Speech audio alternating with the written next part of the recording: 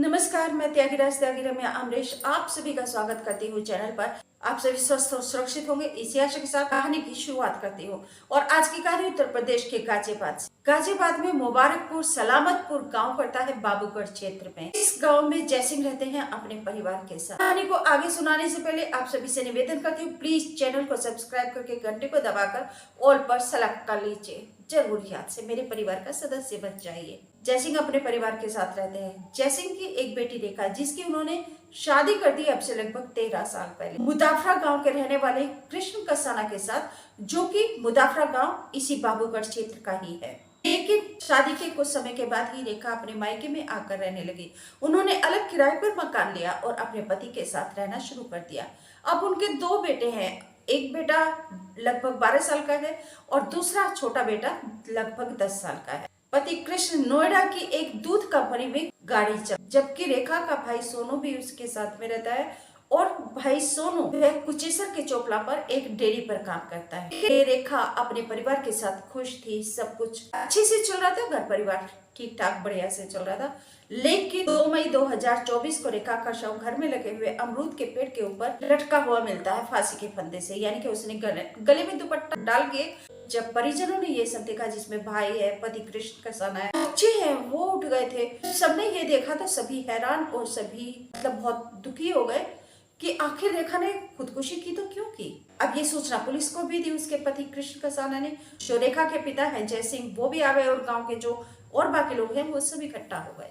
लेकिन सबके मन में एक ही सवाल था कि आखिर रेखा ने खुदकुशी क्यों। रेखा की दुश्मनी किससे है और रेखा की खुदकुशी करने का कारण क्या है? क्योंकि उसका तो किसी से झगड़ा भी नहीं हुआ, ना पति से, ना भाई से, ना बच्चों से। खुशी खुशी उसका जीवन चलता था, उसका घर चलता था। रेखा के आत्महत्या करने के पीछे कारण क्या है? पुलिस आ गई। पुलिस ने शव को कब्जे में लेकर पोस्टमार्टम के लिए भेजा। लेकिन पोस्टमार्टम में एक चौंकाने वाला खुलासा किया गया।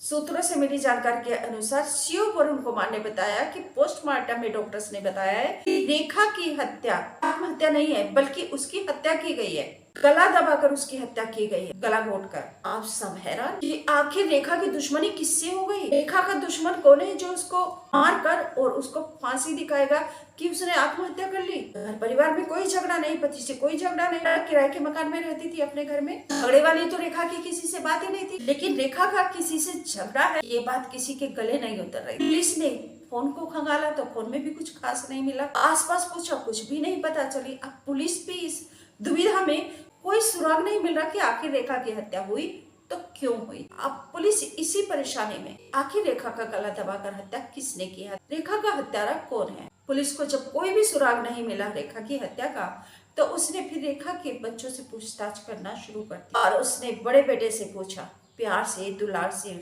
अपने कॉन्फिडेंस में लेकर। जानकारी मिली है कि सीओ वरुण कुमार ने बताया है कि बेटे ने राज का खुलासा किया। उसने बताया कि यहाँ पर घर पे गांव का ही पड़ोसी अभिजीत आता था। पुलिस को तो रास्ता मिल गया, और रास्ता क्या, पूरी 100 फुटा रोड मिल गई उसको दौड़ने के लिए। बस फिर क्या था, अब पुलिस ने अभिजीत को उठा लिया। अभिजीत साफ होकर गया कि नहीं, उसका तो कोई लेना देना नहीं है सत्य से या आत्महत्या से। लेकिन जब पुलिस ने अपने तरीके से पूछा तो अभिजीत तोता की तरह बोलने लगा और उसने पूरा वृत्तांत बताया, सब कुछ बताया। उसने बताया, बहुत सारे ऐसे खुलासे किए जिससे पुलिस भी हैरान हो गई, हक्की बक्की हो गई। उसके माता पिता, जो परिजन है, भाई है, पति है, हर एक कोई हक्का बक्का रह गया कि जिसका अभी तक कुछ भी नहीं पता। ऐसा रहा रेखा के बारे में। सूत्रों से जानकारी मिली है कि सीओ वरुण कुमार ने बताया कि मुख्यराज मृतका के बेटे ने खोला कि घर पर पड़ोसी अभिजीत आता था, वरना तो ये केस अनसुलझा रह जाता। गांव का ही अभिजीत और गांव की ही लड़की। इस वीडियो में मैं आपको समझाने की कोशिश कर रही हूँ कि किस तरीके से मानव का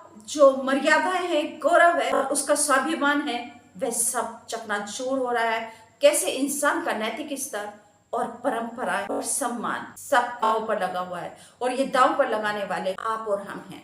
चैनल को सब्सक्राइब करके घंटे को दबाकर ऑल पर सेलेक्ट करके मेरे परिवार का सदस्य जल्दी से बन जाइए। अभिजीत ने बताया कि पिछले कई सालों से रेखा के साथ उसके संबंध थे। दोनों का प्रेम पर्सन था और वह अक्सर रात में, हमेशा ही रात में आता था, क्योंकि रेखा रात में अकेली रहती थी। उसका पति अपनी ड्यूटी पर होता था, भाई अपनी ड्यूटी पर होता था, तो वह हमेशा घर में आता था रेखा के पास में।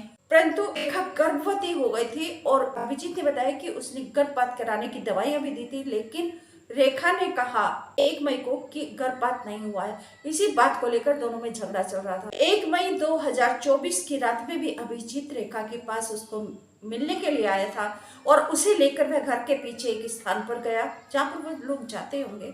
लेकर गया तो वहां पर भी दोनों में कहासुनी हो गई इसी बात को लेकर कि वो गर्भपात नहीं हो रहा है और रेखा मां बनना नहीं चाहती थी। तब दोनों में कहासुनी हो गई।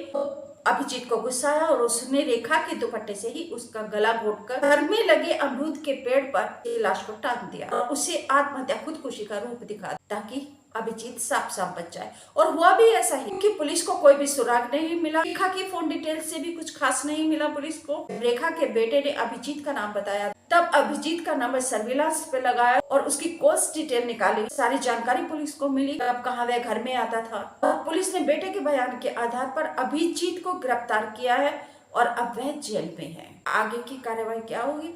अब तो बस हत्या का मुकदमा उसके ऊपर चलेगा। उन सभी महिलाओं से, युवतियों से कहना चाहती हूँ कि आपको लाज नहीं आती? आपके अंदर जरा भी गैरत, शर्म और बचा है कि नहीं बचा? 2 बच्चों की माँ है, बेटा 12 साल और 10 साल। बहुत ही ईमानदारी से अपनी ड्यूटी पर जाता है, भाई अपनी ड्यूटी पर जाता है। तुम्हारी जिम्मेदारी बनती है उस गरिमा को, गौरव को, सम्मान, स्वाभिमान को बना के रखा। आप ससुराल में नहीं रहे, पैके में आकर रहना शुरू कर दिया। आपका पति तब भी आपसे खुश है। तो घर को आग लगाने वाली, घर को उजाड़ने वाली ऐसी महिलाओं से, युवतियों से कहना चाहती हूँ कि अपने सम्मान और गौरव स्वाभिमान की रक्षा कीजिए। आप माँ है, माँ की गरिमा को, उस वजूद को, उस वजन को बनाकर रखिए। पत्नी है, घरवाली है, अर्धांगिनी है, उस गरिमा गौरव को बना के रखिए। आप एक बहन है, बेटी है, आप एक घर की मान, सम्मान और इज्जत, स्वाभिमान है, उसको बना कर रखे।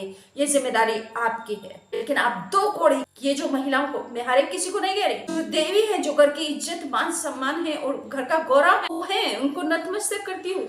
लेकिन उन महिलाओं को, ऐसी छिछोरी महिलाओं को कहती हूँ कि जो शराफत का नकाब ओढ़ के रहती है, ऐसी छिछोरी लफंगी औरतें, सुधर जाओ, सुधर जाओ, सुधर जाओ। नमस्कार, थैंक यू।